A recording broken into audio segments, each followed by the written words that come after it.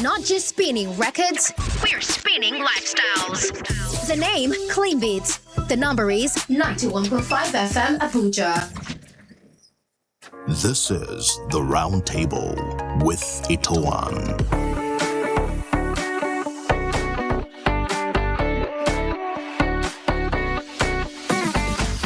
It's a brand new month. Welcome to the first day in the month of July 2026. It's a good one. It's a good day. It's a beautiful one. 24 degrees across the capital. Weatherman says mostly sunny. Welcome to the round table with Itoha. It's 8:31 and this is Clean Beat 91.5 FM Abuja, where music meets clarity. My name is Itoha and weekdays we look at the dailies. We'll start off with the dailies. Take a look at what the papers are talking about, and then we go into the discuss for today. It's Wednesday, so it's Health Corner. We'll have someone join us much later for our discussion. But right now, let's take a look at what the papers are saying. WhatsApp is 090-3000-5915 to be part of it. You can send in messages prior to me reading the headlines if you've seen it already or reacting to it. 090-3000-5915 across all socials. That's Instagram, Facebook, TikTok, and X at CleanBeats 915 FM.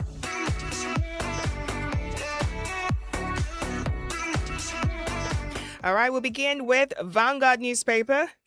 Vanguard says, Lagos underwater. Lagos underwater. Floods sack homes, paralyzed commuters, commerce, drainage encroachment, indiscriminate waste dump major cause, Ikorodu Road, Yaba, Ikeja, Oyigbo flooded, residents stranded, Ago Palace Way, Bagada community submerged, floods submerged parts of Ishashi, Iba, Ojo. You'd also see residents beg government to clear waterways. What have we been doing? Lagos moves to stop federal government's reclamation plan at Koramo Beach. Orders demolition, sealing of buildings on drainage alignments. Lagos will continue to provide safety resilience, says Commissioner. I've also seen pictures from other parts of the country, and also even outside Nigeria. We've seen videos from neighboring country Ghana, what they've been going through. Some persons even climbing rooftops. It's a serious matter. Still with Vanguard newspaper this morning, this one says, discourse, an expose on Herbert Macaulay, the first Nigerian nationalist, says Bode George. That story is on page 14. Evacuated Nigerians, federal government to seek compensation from South Africa for abandoned properties. 79,323 killed. 34,773 abducted in 6 years. And this is according to reports. Get details on page 9. Finance Minister defends federal government's borrowing, seeks commercial dispute tribunal. Still with Vanguard newspaper, outrage over army personnel's assault on Uniosun students. That story is on page 30. Why are you assaulting students? Well, you get that story there. Outrage over army personnel's assault on Uniosun students. Borno school attack. An update here. 37 children still missing. This is coming from the parents. If you haven't seen your child, definitely you know your child is missing. Borno school attack. 37 children still missing. That's the reason, page 7. Finally, from Vanguard, U.S. Supreme Court blocks Trump's bid to end birthright citizenship. Moving to The Punch. The Punch leads with xenophobia. Nigerian embassy packed.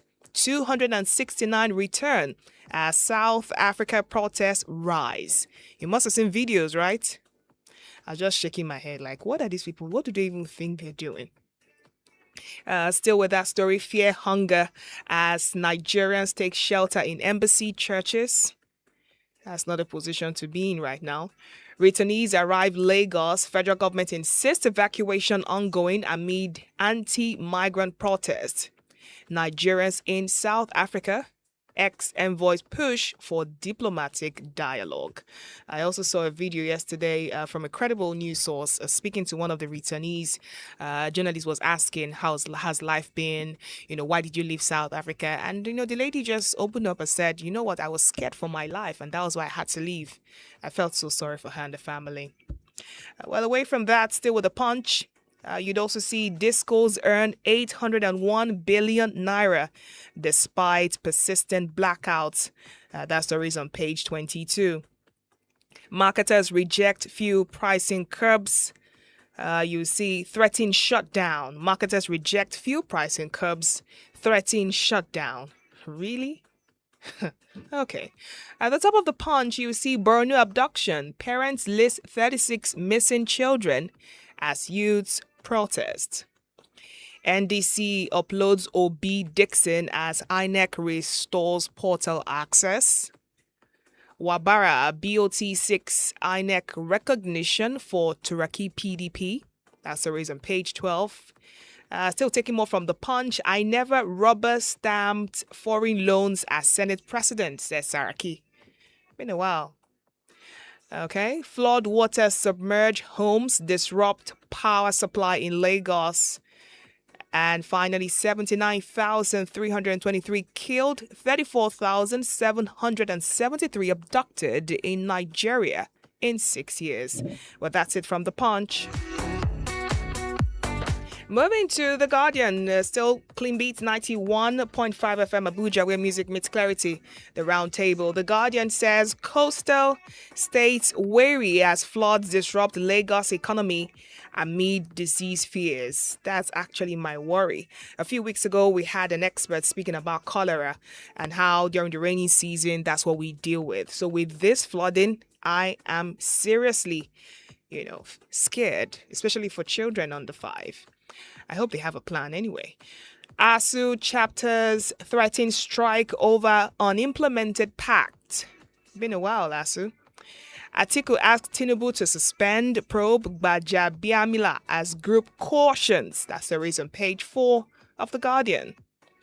And INEC worries over vote buying ahead of Osun polls. INEC is worried. INEC worries over vote buying ahead of Osun polls. Violence tension in South Africa as federal government evacuates 271 seeks compensation for Nigerians. INEC registers 1.57 million Nigerians in CVR exercise. Have you gotten your PVC? Have you registered? INEC registers 1.57 million Nigerians in CVR exercise. That's the reason, page 7. TED Fund charges Nigerian scientists to develop Lassa fever vaccine. That's a good call. A few stories from the top of The Guardian. NDC granted access to INEC portal for uploads. Switzerland returns 23 cultural artifacts to Nigeria. And finally from The Guardian, terrorists recruit, raise funds online. Army warns. Those who are collecting giveaway from bandits. Okay, well, this is for you. Terrorists recruit, raise funds online. Army warns, because that's how it starts anyway. We have to do better as a people. Quite shameful sometimes when you see things like that. Nigerian Tribune is next. Candidates list APC governors to meet Uwata. Political parties begin upload to INEC portal. PDP, NDC, LP confirm receipt of access codes. Wike-led PDP receives code as confusion hits Turaki camp. We have uploaded OB's name, says NDC. Thanks for that information. All of this you find on page 2 of Nigerian Tribune. A few more. Amotekun arrests father, 3 sons over kidnapping. Rescues victim. Is it a family business now? Community business? It's so shameful that we're the ones doing this. You would also see recovers ransom in Ondo. What's going on? Have we dropped morals as people, or is it... In fact, poverty is not an excuse. Meting harm on your fellow citizen? So shameful. Gunmen kill 3, injure many at mining site in Plateau. And you see that on page 16, rather. And the Lagos resident expressed frustration over recurring flood. Some years back, I've lived in a flooded area, so I can understand what they're going through. Thousands march in South Africa to enforce June 30 anti-immigrant deadline. Few more from Nigerian Tribune. On top of it, you see Federal High Court issues new 2026 pre-election practice directions, repeals 2022 rules. Airfare in Nigeria rose by 20.86% in May. It's only the rich that fly now, right? Federal government to scrap JSS, SSS separation policy. That's the reason, page 8, to see how that goes. And for some health reports, climate change linked to rising childhood stunting across Africa. And this is according to a study.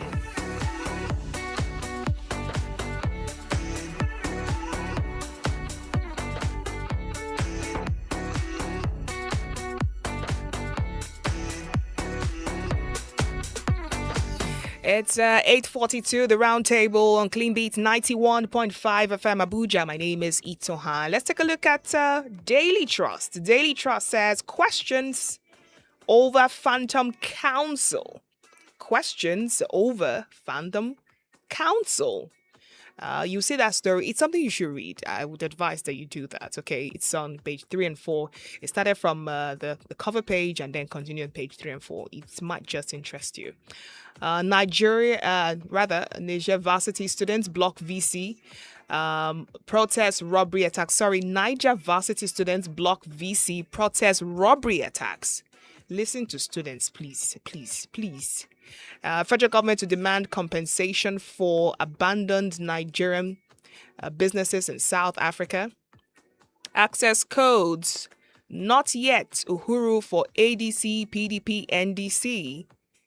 And you see police launch manhunt as gunmen kill 2 cops in Rivers. We don't even have enough. This is not good. Aggrieved aspirants caution APC over candidates' replacement. Stakeholders warn of higher costs as green tax takes effect. Stakeholders warn of higher costs as green tax takes effect. That's a reason, page 20. And finally, from Daily Trust, how 23 Sokoto residents, Kebbi youths, died in road crashes. Such a sad one. But that's it. Anyway. Moving to the Daily Times. The Daily Times leads with stop demonizing borrowing. Finance Minister tells critics. Says it's strategic tool, not moral failing. How at this point? Well, okay. Proposes establishment of commercial dispute resolution tribunal. Okay, stop demonizing borrowing. Finance Minister tells critics. Okay. We'll see about that. Nigerians will still say what they want to say.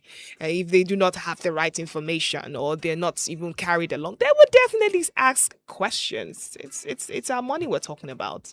A few more from the Daily Times. Federal government cancels GSS, SSS separation policy. DMO unveils 4 trillion naira Q3 bond issuance plan to fund budget deficit. Okay.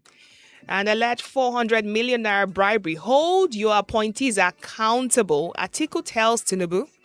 Hold your appointees accountable. Atiku tells Tinubu. All of this money is flying. It's just the beginning of the month, please. Let's not start with all of these heavy amounts. Thank you. Moving to Daily Sun. Daily Sun says 2027 APC seals fate of senators, other aspirants who lost primaries. That kind of fate is only in politics. You see where they are sealing people's fate. Releases list of candidates submitted to INEC, Suswam, Elegbele, 5 other senatorial. And you'd also see 19 reps candidates dropped. Window for candidates substitution for candidates substitution closes. All of this you find on page 6. And of course, pictures from flooding in Lagos. Flood wreaks havoc, communities stranded, disrupts businesses. Quite sad.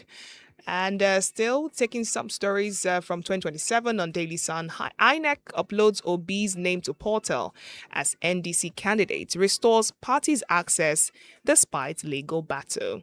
Dangote Refinery's UAE crude imports expose Nigeria's supply crisis.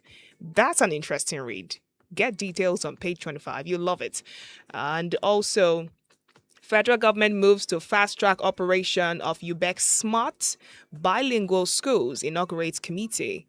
As it scraps GSS, SSS structure, introduces 12-year continuous basic education. Well, these are the stories we're tracking right now. Let's go for a quick break. When we return, my guest is seated in the studio. We begin the discuss for this morning. And we're looking at the Basic Healthcare Provision Fund. Stay with us. When the city needs clarity, when the people demand energy, when the moment calls for pure vibes. Only one station delivers it all. Clean Beats, 91.5 FM Abuja. If anybody give you banana, sky, if sugar daddy give you cocaine, give you skunk, give you loud, tell you say now one drago. Chase, that's how you take start oh. Hey, what's in my eyes don't see. Simba, oh, what you cool, Simba, oh. No be say, I know they hear when them say, make I stop. Hey, I know if it stop. I swear I want to stop. Somebody help me stop. If anybody give you banana, sky, hey, whether na school she oh, Simba, what you cool, Simba. Do you know the NDLEA offers certified drug testing services? Need a drug integrity test or visa clearance certificate? For employment, visa processing to Thailand, Malaysia, or India, school admission, court use, or just peace of mind. Good news, you can do it all from the comfort of your home. Just log on to drugandvisa.ndlea.gov.ng. Create your account, pick a test date, choose your location, And get your certificate fast, safe, and verified. no agents, no queues, no paperwork. Apply direct, get your clearance, travel free. This message is from the National Drug Law Enforcement Agency, NDLEA. This is The Round Table with Itoan.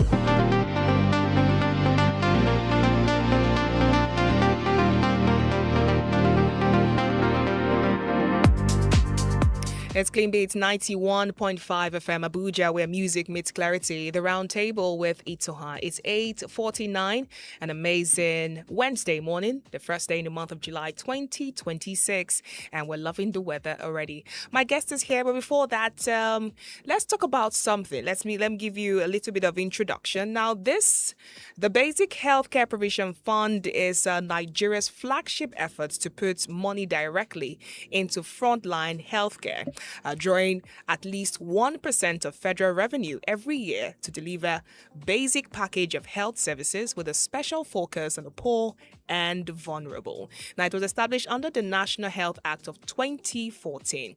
More than 8,000 primary health centers are now receiving direct funding. Health insurance coverage has climbed from about 15 million to 22 million Nigerians in 3 years. And emergency medical services now reach 32 states. Now, just this month, another 32.88 billion naira was approved for disbursement. Now, a fund can look magnificent on paper in Abuja, but what does it mean for someone who lives in Taraba, in Delta, in Sokoto, in Kano? All right, do drugs arrive early? Do the doctors show up at the healthcare officials to ensure that these funds are adequately used or dispensed when people need it? In fact, a government audit found major flaws in how fund is being implemented. So today we ask, Is the CPF truly bringing quality healthcare closer to ordinary Nigerians, or is it just another good idea struggling to, at the last mile? Well, my guest is the Chief Executive Officer of the Public and Private Development Center, PPDC. Now, PPDC is a Nigerian civic organization that promotes transparency, accountability, and citizen participation in governance. They achieve this by advocating for freedom of information, that's the FOI, monitoring public contracts, modernizing the justice system, and promoting digital rights. She is Lucy James Abagi. It's good to have you. Good to have you here too. Oh my God. It feels like it's been years. I saw you physically. It's not up to just missed 6 months. How are you? I'm good. It's good to be on Clean Beats. Thank you so much. Yeah. It's been a long time coming. Finally, we have you live with us. And even with traffic, we still were able to get you in this morning. Yes. Yeah. I think the traffic in Abuja is building up. Are we the new Lagos? Hopefully not. Hopefully not. Yeah. All right, Lucy, welcome once again. Let's get straight to it. For someone who has never heard of the Basic Healthcare Provision Fund, just give us a little expose. I know I just touched on it a bit, but go into detail what it's about, who benefits, and why. All right, thank you so much. A few years back, civil society organizations campaigned and advocated for some percentage of the consolidated revenue fund to be allocated to healthcare. And we got that passed in the National Health Act. So currently 1%. 1% is small, but then it's something. At least it's something. It's something. 1% of that fund is being allocated to primary healthcare via 4 different channels. Now, the BCHF, provides those layers, those tiers of disbursement to the National Primary Healthcare Development Agency, the National Health Insurance Scheme, the National Emergency Medical Treatment Committee, and the National Center for Disease Control. But the chunk of the money goes to the National Primary Healthcare Development Agency and the NHIS. I know that Nigerians already know about NHIS. Yes, because that's the one they interface with more insurance. Yes. But the Primary Healthcare Development Fund goes directly to primary healthcare centers. And Nigeria has, at the moment, about 8,000, like you mentioned, 8,309 primary healthcare that have benefited from this funding. Yes. And as at last quarter, I think an additional 5,212 were also part of it. Okay. Now, there have been layers of disbursement. PPDC, in fact, BCHPF went public on the social media handle and made it known to Nigerians that certain amount of money have been released to primary healthcare centers across Nigeria. Okay. So PPDC and other CSOs wrote to them. And guess what? They replied us. Oh, fantastic. Yeah, and they sent a list of their disbursement and benefiting PHCs. Okay. And so we're excited about it. We looked at the analysis, looked at the data, because there's a chunk of data that speaks to money. So you have how much each state have assessed and how much each primary healthcare has also assessed within that time frame. Okay. In fact, BCHPF were also open to say, look, we want to partner with you, so ensure that you're providing update to us for every monitoring feedback that you have. So from our report, at the moment, 60.4 billion has been disbursed through these 4 gateways. So they're called a gateway. That's the NPHCDA, that's National Primary Healthcare Development Agency, the NHIS, then the Emergency Treatment Committee, and NCDC. We all know what NCDC does, disease control. Yeah, disease control, yes. So at the moment, 60.4 billion has been disbursed. As at last quarter, each of the primary healthcare were, will I call it disbursed at 300,000 naira? Oh, okay. 300,000. But of course, that money is not enough. It's not enough to run, for a quarter. We're Yeah. not saying monthly. So each PSC received 300,000 naira. So I'm sure that some of the report they received had also led to them increasing that amount. So now PSCs have been allocated to tier 1, tier 2, tier 3 functional. PSCs are now categorized as tier 1 and tier 2. Partially functional are now categorized as tier 3. So the functional ones now are supposed to receive 800,000. And the partially functional, they're about 600,000. How do they determine partially? So it's service delivery, service and then there are monitoring guidelines. So they are reporting, from these PSCs to claim this amount of money. Yes. So it's not just supposed to be a disbursement that comes from the federal government. Just that some criterias that they're expected to meet, some services that they're expected to be. But one thing that stood out for us was when we started our monitoring, that was like 4 months ago. Okay. First of all, we just went around because it's public funds. And so we don't need to introduce ourselves as citizens or CSOs to monitor. No. You just go in and act like you want to assess care. Yeah, taxpayers' monies are going to. But we got a pushback from the healthcare facilities. And they were like, you need to go to a MAC office. Started with FCT, a MAC office, and get an approval to monitor the PSC. So we went to 4. We went to Caro, we went to Apo, 4 PSCs, and we got the same pushback. So we said, okay, we don't want to fight.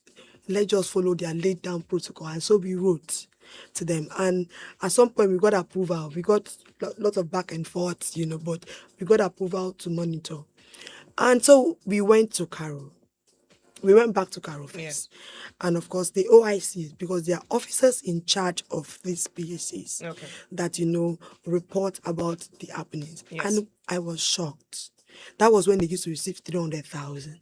But unfortunately, it is not open to everyone. So just about 5 people are able to access that care, that funding within Caro, primary health care. How do they determine who have access? So I think it's registration or something that So that it's still like the NHIS. You just have to be an enrollee. You understand? Yes. For you to be able to access that. Yeah. But outside that, think about 300,000. Now, Caro said from the findings that about 75 people access healthcare in that facility every day. So 75 people, and then guess what? They do not have staff. So what they do is that the OIC officer in charge recruits, some interns and auxiliary nurses and trains them. So that also helps him to manage his costs. My God. Then Caro primary health care is within the flooding line. So when it rains, the water line. When it rains, all the dirt in that Caro moves to that healthcare. It's at the junction. Oh my God. So to evacuate that every month takes them off, or every time it rains and that happens, it takes them about 150,000 to do that. And of course, you need an healthcare. So you're not just taking out the dirt, you have to sterilize the place, sanitize the place. Yes. So they spend a lot of money to make sure that runs effectively. Okay. And basic drugs for malaria. Yes, right. Basic text. We went to their delivery ward, we went to their labor, we went to their children ward. It was nothing to write home about. And I asked, are we sure that our government understand what primary health care is supposed to do? Now, when I was giving birth to my daughter, I went to Caro primary health care. Then I used to live around there. So I went there because the cost of vaccination at the private hospital is outrageous. Outrageous. Yes. So the primary health care centers are the first treatment point for citizens, for low-income households, for people that cannot access, out-of-pocket payment at the general hospital, which of course at the moment is overcrowded. You understand? But how many of those PHCs are being equipped to respond to the number of enrollees or number of community members within that jurisdiction. Yes. So we have a lot of healthcare centers that do not meet the standard, are not receiving the right support financially to make them to optimally deliver healthcare. My sister, I can't deliver in that place. So if I'm pregnant, I will do osusu. Yes, you have to start saving early. Saving early to go to general hospital, because come on. What I saw there, no, it's out of this world. Was it also the same situation that you found in Karo, that you found in other PHCs around Other Abuja? PHCs, yes. Other PHCs. So we got those layers of pushback. Okay. And since this fund is just a stipend, let me Yes. call it that way, stipends, it can't really meet up with the demands of the hospital. I saw, in fact, okay, take out we as Nigerians assessing health and imagine, the health workers themselves, their own health. They always sat on a chair and I said, sir, can't you change this your chair? Say, from which money? From which money? From which money? Yes, they will say that they are receiving other pools of money from NHIS, this and this, but it is not efficient to deliver basic. We are talking about basic, not that you have an advanced health crisis or maybe a kidney problem, which of course is on the increment now. Yes. So you can't even try that in the primary healthcare center, because even the sophisticated healthcare centers in Nigeria cannot even treat those kind of cases. Yes. You understand? So it's a case of emergency. It's a situation on ground that the consolidated revenue for 1%, it is not meeting the needs of the over 50 million Nigerians that actually are supposed to access this. Even with the billions of naira we see churned out every single time. So No, it's only 300,000. I just told you 60.4. So divide that money. You said 8,000 by 8,000 PHCs. Then PHCs. add 5,212 that have just been added. That's approximately about 13,000. Yes. So divide 60.4 billion by those 13,000. By that 13,000 plus. 13,000 primary healthcare centers. Yes. You know that they are getting, but when you call the money like that, It just feels like very plenty money. large. But this is a small money, maximum 800,000 now that will be released to those healthcare centers. So imagine what's the cost of a malaria drugs, what's the cost of getting syringe, what's the cost of getting a thermometer to check.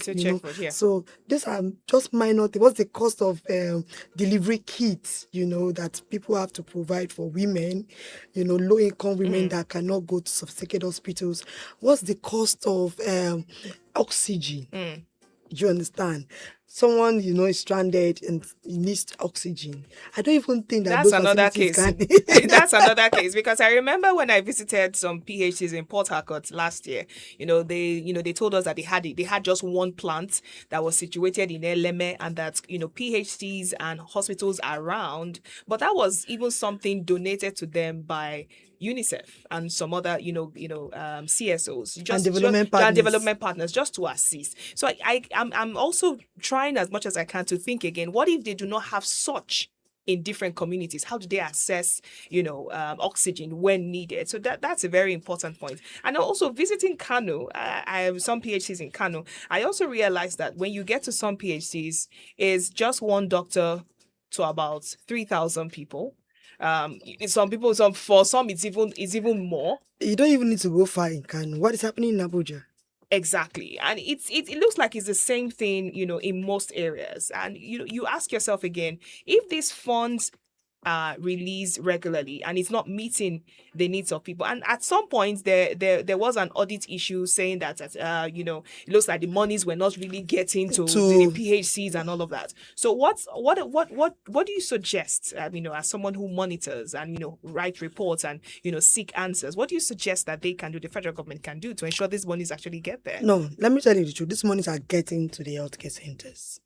Honestly, because it's systematic. So disbursement happens and is being recorded.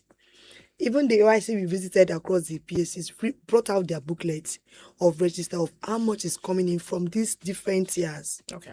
From the basic healthcare provision fund to the different 4 tiers that I just mentioned, how much is coming. So they have it well documented and recorded. Then what you can go on to say is, what's the efficiency? Or how judiciously is this funds being used for? what are they using the money for? How many drugs are they buying? How many, people are accessing that same health services, part time, which of course they also have record of it. So we have a template and we collected this data. They have it accurately lined out.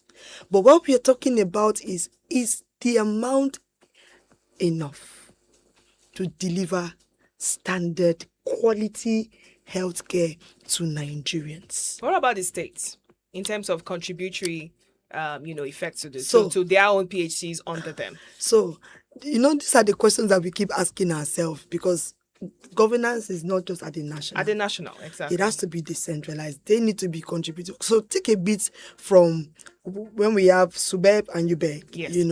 And there are some contributions that the state is supposed to bring on board to balance the educational system. Exactly. And some states still fail in delivering that. And fortunately for us, this administration have been releasing chunk of money to states every month. And unfortunately, if you've been following social media drive, even beyond what PPDC is doing, you will see civilians that have traveled, Nigerians that have traveled to their communities. And one lady took a video of her healthcare center in Arochukwu also. It was trending on Instagram and she was almost crying. It looked like a house that was about to fall on its own without a push. You understand? So these are the cases we have across board. Very Dark Man also made a record. There was, I think it was a couple or so that, did a video of a school and a primary healthcare center. And it also went viral. So it's a case across board that state governments are not making contributions to better the healthcare systems across board. But take a mile back to COVID-19. Yes. Remember what happened in COVID? And I like to cite examples with that because there were monies from development partners to structure Nigerian healthcare centers. Yes. As at then, we received some funding to track COVID-19 funding across different states. Okay. And we saw that these monies were not judiciously used for that purpose. Now, course. we felt that COVID was going to teach Nigerians a lesson. Because COVID even affected government officials more than citizens. Yes. But guess what? We are about to start to school. That our leaders are more concerned about traveling themselves out for healthcare services. When you would have used that money to ensure that the primary healthcare in your streets is working. So for me, it's outright foolishness that, come on, if in the night you have another heart attack, are you sure of your life that you make it to the US? I don't know if you understand. Yes. Our president, our leaders have insurance that covers them to travel outside this country. If that money is being reallocated to healthcare systems, they will be getting 300,000. It will be way more. It will be way more. I don't know if you understand. Yes. So the government needs to understand that we are not asking for a system to work for Nigerians alone. We are asking for a system to work for everybody. That you're sure that you have an emergency in your house, you can immediately walk into the hospital and receive care. Now, look at the wages for healthcare workers. Why do we have Nigerian doctors, resident doctors going on strike, running away from this country, seeking better paid job outside? Beyond paid job, they are not just frustrated by the paycheck, they're also frustrated by the inefficiency of the system. That you want to even sacrifice for your country, but the tools to use in doing that work is not available. So you're mentally drained. Now, I used to use Gariki, but now I can't use Gariki again. If you go to Gariki, you will stay from morning till night. You won't see a doctor. The queue there is out of this world. You understand? Because Gariki is both public and private. You understand? Yes. But you cannot blame the doctors. Some of them work around the clock. And at the end of the month, they go home with a little paycheck and mentally drained. They are strained. That's why you find most hospitals now have, all these doctors are supposed to be doing internship or externship, attending to patients, and then they're using AI to find out. Let's not even start.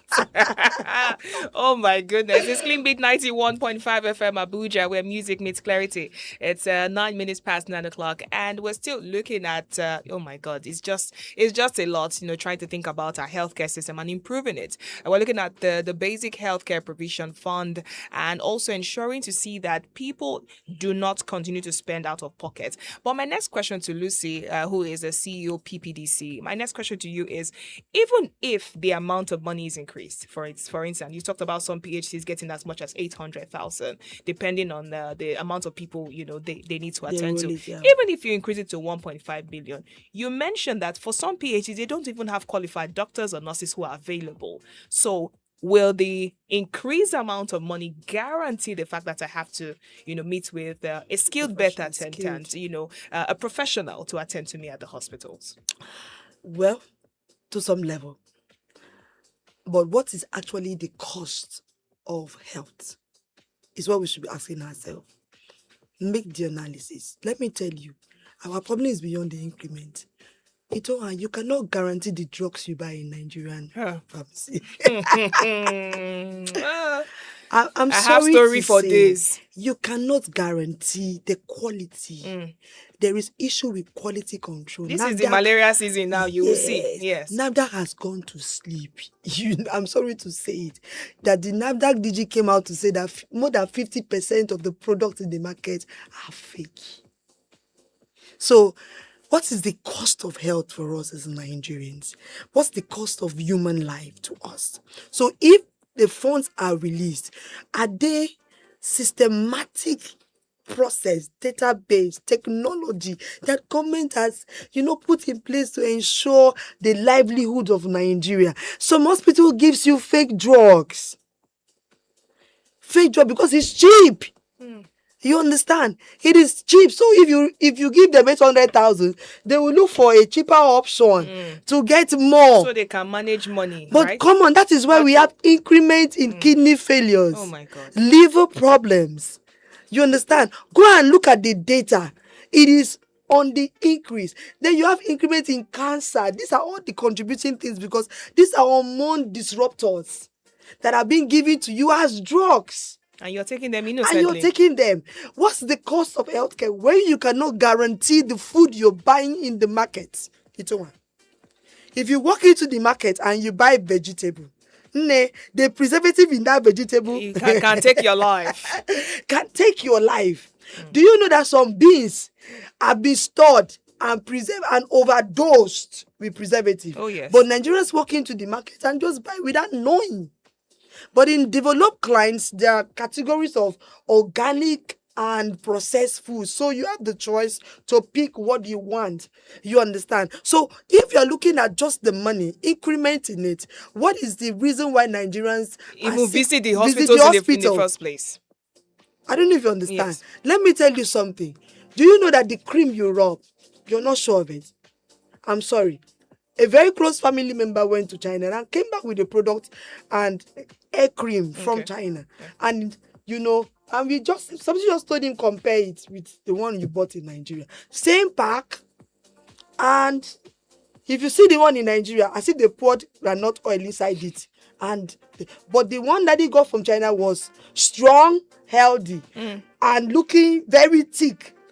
It made me afraid. I was like, do I know what I'm buying from the shop? With my money, that is what is contributing to the declining health status of young. What is the mortality rate now? What is this thing that is called? Birth rate in Nigeria. How many women still give birth on the road? How many women lose their children during pregnancy? How many? And it's not just about anything. The system is not supporting us to assess quality across board. Nigeria is not monitoring its market. Consumers' rights are not being protected. You understand? So you go into the shelf and you buy these drugs from some of the drugs in H-Medis, you're not sure of it. I'm sorry. Some of the drugs that make some of the products in big supermarkets, you aren't sure of it. So Nigerians are at risk all round. You are not sure of what you're eating. You're not sure of the air you're breathing. Then you go to the hospital to access healthcare. You're not even sure of the drugs given to you. You're not sure of the expertise of the medical personnel who is attending to you. And there are no laws holding these people accountable. There are laws, but there are no enforcement of these laws. Because the Nigerian system has collapsed. I was talking about elections yesterday. And I said, look, if we fix the elections, we fix every other sector. We'll fix every other area of governance. So, if the money is increased, fine. maybe more primary healthcare centers will be able to get more skilled workers. But at how much? How much is the minimum wage? So if you move it to 1.5 million, that's quarterly, and you allocate, say, 500,000 to, is it 2 healthcare personnel, you'll be able to get 500,000, because the minimum is about 70 to 100,000. Yeah. So, and you say you're going to pay them at the minimum wage. How long can you pay them? 2 of them, you pay 100,000, that's 140, back. How much is left? Times 3. You understand? Do the math by yourself. How much is left? Then the 1 million goes to drugs. Of course, if they increase the money, they will increase the number of enrollees. Yes. So let's say, like Karoda has 5 now, we'll get maybe 10, because the money would have been doubled. So that means that each of us have 100,000 per quarter. That's to say that 30,000 naira per month. How much is malaria drugs? Now, malaria drugs is around 6 to 15,000 naira. So if you're going for malaria, because of course we'll go for malaria, whether you test malaria or not, they say Nigerians, all my Nigerians have malaria. I hope. You know? So you have 15,000 gone, injection and all whatnot. The 30,000 naira has finished now for that month. You go another month, the 30,000 has finished, and you've not, it's just malaria you're taking, malaria drugs you're taking. So it is not still enough. So we are asking, what is the actual cost for a Nigerian to access healthcare? So look at basic. How much is the cost of drugs? Do we have authenticated drug production line in Nigeria that ensures that every drug that is put on the shelf is authentic, is clean? That's the work of NAFDAC. But I'm sorry, NAFDAC, like I said, has gone to sleep. So Nigerians are at your mercy. So I will say that the system has failed us all round. So there's no amount of money. If you move it to 2 million, the number of staff you will bring on board will increase. The number of enrollees will increase. The money will still not be efficient, and he has to still do maintenance from that money. The money also supports operational maintenance. So imagine he's taking out 10 or 20% of maintenance, taking 20% for health personnel, taking, then allocating this amount for drugs or for basic healthcare. It is not still efficient, because the numbers, when the money is increased, the number of people accessing that money will also be increased. So what are we saying? Can we structure our healthcare centers to be able to, generate revenues on their own? It's possible. Put good drugs there, so that the people that have the money, that are not enrolling on this particular scheme, the rich, the bourgeois, can be confident in the primary healthcare center and access it. Okay. And go there, and they are able to pay for some services that will be used to run the system. But you can't even be sure of the medical test you're going to go to primary healthcare to go and do. Do they even have lab that they can do good tests? I don't know if you understand. Do they have diagnosis center that they can do x-ray, do scan? They will refer you to a scanning center, and all that money goes to private pockets. That's right. But imagine you structure a system where healthcare centers can deliver this service to people that can afford it, and the revenue generated from there is able to use for operational running of the healthcare centers. I think that's a better way to structure our healthcare. But most times, what we see is for, with this little funding that gets to primary healthcare centers, like I mentioned with the likes of UNICEF and the rest, if they do not get development partners to help them, it feels like they're just stranded every single month. There is no tier of government or no agency in Nigeria that is not looking for development partners. In fact, Carol, they have an alternative power system that was donated by the Exactly. You see that regularly in most PHCs. You understand? Let me shock you. If you go to their case management portfolio, it's down. Like, you cannot even identify your file. And it's not like they have systems that they collect your records. So it's manually collected. So imagine if you needed a referral and stuff, or you went to Carol 3 months ago or 1 year ago, and you're going back for your file. To trace your file is another big problem. So you will now hear every government agency saying, we are constrained by funding. We need development partners. We need development partners. We need development partners. Sorry, there's no funding again. The funding has... You said it was the huge, one of the major funders of healthcare, HIV, and I remember when Trump, cut off funding, one of the things that was big was, how is Nigeria or Africa going to manage its aid system? Yes. Because after how many years, Nigeria cannot still raise funding or support their AIDS, survivors. They cannot. But my question here will be, what about the local government? I know. What is the system? No. At the local government level. When the Buhari administration came online, one of the first things he did was the local government autonomy. Yes. That's to say that, when funds move from federal account, from the single treasury account to the states, revenue is being transmitted to the state does allocation to the local government. But who checks the local government? CSO have been trying to assess that layer of government, to be honest with you, because development is actually supposed to be... Start from the local government. Exactly, the grassroots level. Supposed to be grassroots. So most of these problems can be taken care of by the local government. By the local government. Because, they will tell you that they don't have enough money, but at least Tinubu has tried and said, let funding be released. I know that some states are still trying to be stubborn about ensuring that that disbursement gets to the local government. But that is actually how governance is supposed to run. But even with that law passed, there's supposed to be monitoring guidelines, reporting guidelines set up by the government, compulsory, that if you are doing this, if you receive 200 million, let me say 200 million every month from the federal account via your state, treasury account, you receive it in your local government. They are supposed to be budgetary, budgetary allocations. So your local government budget is supposed to be open, which ties to the OGP because Nigeria is signed up to the Open Government Partnership. Then from there, we're supposed to know what you plan to use the money for. Then what is your procurement processes? Some states are still struggling with procurement. PPDC built open contracting database systems for 7 states, and when we handed over to them, it collapsed. Why? Because they refused to upload their procurement data. PPDC supported BPP to optimize their national open contracting portal years back. Today, you can go there and see that it's just about 30% functional. So it's not enough to even give them It is not system. enough to give. What are the monitoring pathway? Because remember Nigeria, these are your money. These are taxpayers' money that have been allocated across board. So the government is supposed to report back to us. Show us that, look, this is what we use this money for. These are the allocation. But guess what? Most of this money that are going to local government will go towards staff payments, recurrent expenditure, not capital projects. Not capital project. They will use it to pay salary. Some of them might even still be owing their staff, even with the disbursement. Or some of them might not be paying peanuts. How many local government do you find the local government chairman living in that community? How many?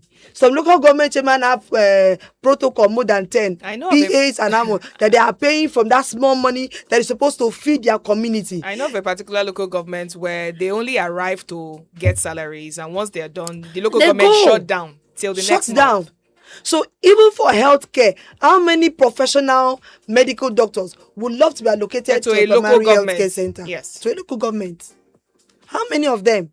When you cannot even provide electricity for them, when you cannot provide good road, when there is no water, even in some communities, they still lack clean and safe water.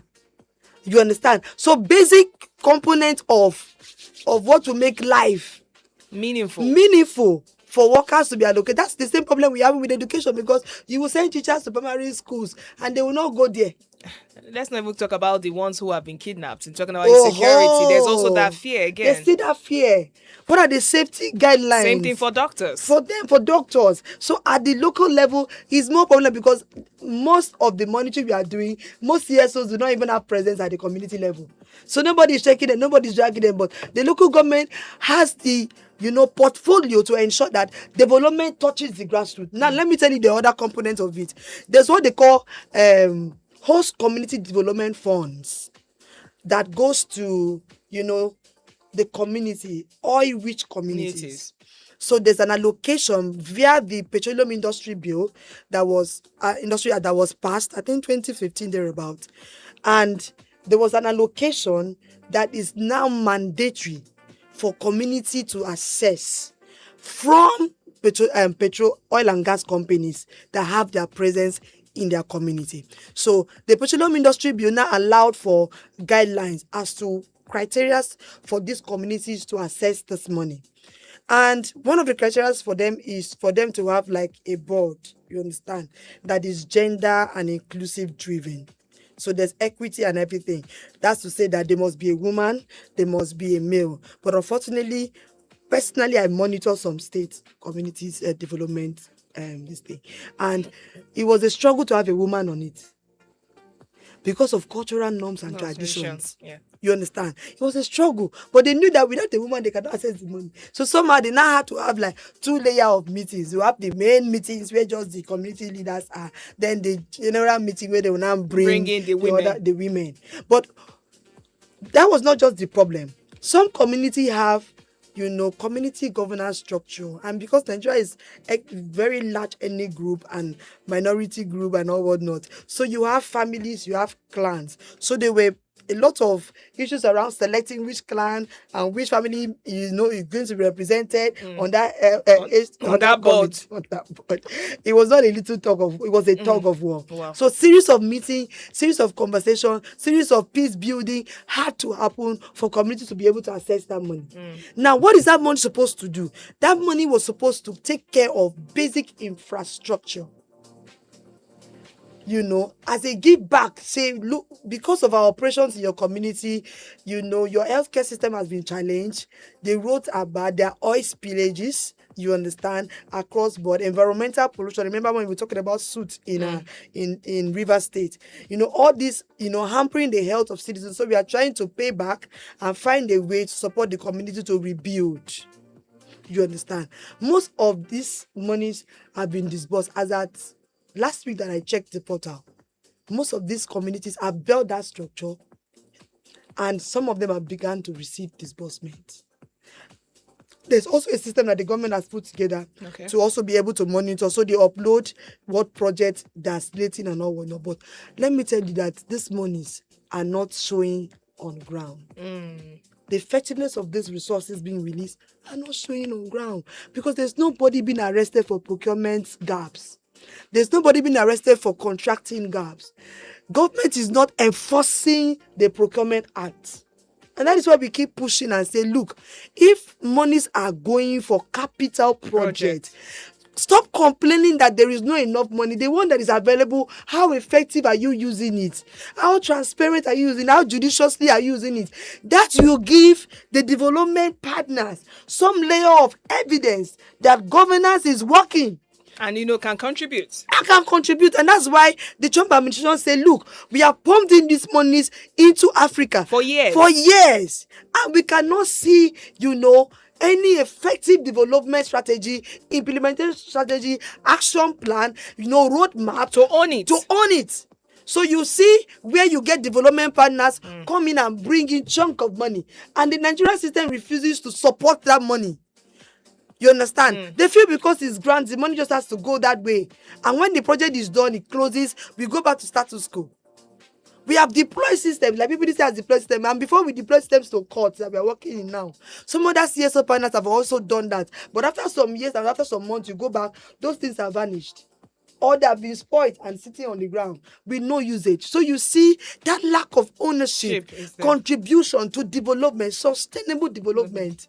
And that is why the CSO partners and people is really against us borrowing for development. Okay, so Lucy, a question just came in from someone in Gwagwalada who is reporting his PhD to you. He is saying that, the PhD close to my area in Gwagwalada is not even working. Like, you hardly see anyone there. But his question really, is the primary healthcare system working in Nigeria? I can tell you that at least 40%. In terms of at least, the doors are open. Stop. the doors are open. Okay. And you're not finding grasses and reptiles and rodents, in those environments. The doors are open. You understand? I remember there was a time when I was working for Code that we tracked some project in River State. And the healthcare center that was available for 2 communities were about 4 kilometers away. So you have to trek, and the road was very bad. And one woman that we met then put to bed on the streets. She was, in labor and trying to take herself to the hospital. And then she put to bed. You understand? Now, these are the cases everywhere. I'm sorry to say, Nigerian healthcare system has failed. It should be declared a state of emergency. That is the truth. Now, a people would only follow who has results. A people will only trust a system that provides solution and not promises. And Nigerians are not expensive. We are not asking for skyscrapers. We are asking for basic social amenities. Now, it is also the role of citizens to like this question. Yes. Now. Can you snap that picture? Yes, and send. Can you snap that picture? Trace, who is the local government assigned to it? Who is the local government chairman? Write him an FYI letter, and that's why your primary healthcare center shut down. It's not working. You understand? Because the minute we are quiet and we keeping quiet and say, it's not working, let's look for another option now, they will take us for granted. And during elections, they will come with 15,000, 10,000, 5,000 to buy your vote. And the next time you're seeing them is another 4 years. You understand? So Nigerians have to wake up. We need to take action. If we do not take action, the system will not change. Itoa was a child when they were telling us Nigeria is for the future. We are the future of the country. I am almost in my 40 and I don't know what I'm going to tell my daughter. I was telling them on Twitter space yesterday. I don't know what I'm going to tell my daughter if Nigeria is going to be good in our own time, because Nigeria has failed many generations. So we do not have to continue in this trajectory. In this roadmap. This roadmap is not leading us to that development. And somebody said it from INEC yesterday that INEC is moving, INEC is changing. And I said, come on, you guys are crawling. And with what is happening, Nigeria is still competitive. Take us outside this country, we are the best. Take our talent, our young people outside this country to compete globally. Even with the dilapidated structure, we come out top. So we have a creative youth, we have an innovative generation, we have hardworking young people that are seeking opportunities. And most of them have to fend for themselves. So if I have to fend for my healthcare, I have to, why should I even be bothered about the government? That's why you see voters party is increasing by the day. So if your healthcare is not working, you have the right as a citizen to ask and to request information. We wrote to BHC, CPF, and they release information, not because we are an organization. If you also write to them, they will give you, because there's an FY Act that allows you to source for information as regards public funds and how these monies are being used. So if you see a dilapidated healthcare center, dilapidated school, primary school, abandoned healthcare center, abandoned water borehole, you understand that we are so tired in Nigeria that we are still, if you know the number of boreholes we have, it's called borehole, yes. Boreholes that we have, private boreholes being dug. Yes. So every houses in Abuja or in Nigeria has borehole. Excuse me, do we know the adverse effects of that? How many years to come? This is what causes, erosion. Beyond erosion, hazard, earthquakes. These are the contributing factors to it. You understand? When Nigeria is supposed to provide clean pipe-borne water, at least I was born to see pipe-borne water then. But how many people access clean pipe-borne water from waterboard? There are some areas in Gogala that I was following the news that do not even have water. They cannot even find water anywhere. Why? The only water source there was redirected to a private company. So these are the issues. Nigerians aren't speaking. And I understand that there are pushbacks from the NSAS, from a lot of protests that we have done. The government has pushed us back into our shell. But if we continue this way, I'm sorry, we are not going to make any progressive movement. So the motion here is ask questions. If you see something, say something, like we always say. It feels like that's become cliche anyway, but that's the only way things will work in this country. That's the only way things. Okay, if for you who has just sent us a message from Guagalada, please, you can also send pictures, write for a release of what's going on in your PhD, why it's shut down, and also get that information. It's very, very important. And also escalate it. People use social media these days. You see people talking about their healthcare centers, their primary healthcare centers in their villages, in their communities, and letting everyone know. And somehow they get answers. So keeping quiet, is not going to help us as a nation. Thank you so much. We've been speaking with the CEO of PPDC. They are a Nigerian civic organization that promotes transparency, accountability, and citizen participation in governance.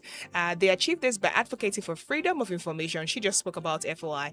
They also monitor public contracts, modernizing the justice system, and promoting digital rights. We've been speaking to Lucy James Abagi, who is the CEO. Thank you so much, Lucy. We appreciate you for joining us this morning. And, it's always a pleasure, talking with you. And we hope that you continue with this effort because it's helping us as citizens. Yes, and I'm calling on Nigerians. Like you mentioned, how are we ensuring that these funds are being used? The primary healthcare in your community has access fund.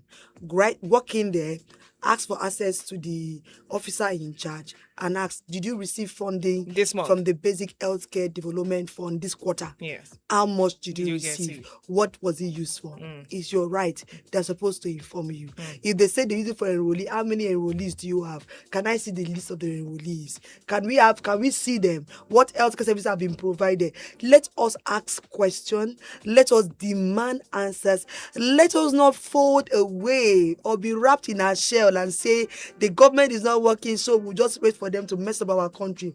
Nay, brother, we don't have any place to run to. This is our own country. They have flights, they have private jets, they can jet off in a few minutes. But we are here. So we have to make our country work for us. We have to show loyalty and patriotism to Nigeria. And I wish that Nigerians can take that action because we have much better numbers than them. That's right. That's it. Thank you so much, Lucy. I appreciate you. This is Clean Beat 91.5 FM Abuja, where music meets clarity. Is 9:36, and that's where the roundtable terminates for Wednesday's edition. We're back again tomorrow from 8:30 a.m. Don't miss it. My name is Itoha. Stay with Clean Beat. Remember, at 10 o'clock, we've got the news, and right after, Clean Slate begins with Henny and Ife. Good morning. Before you reach out and grab that substance, can I be your source of a great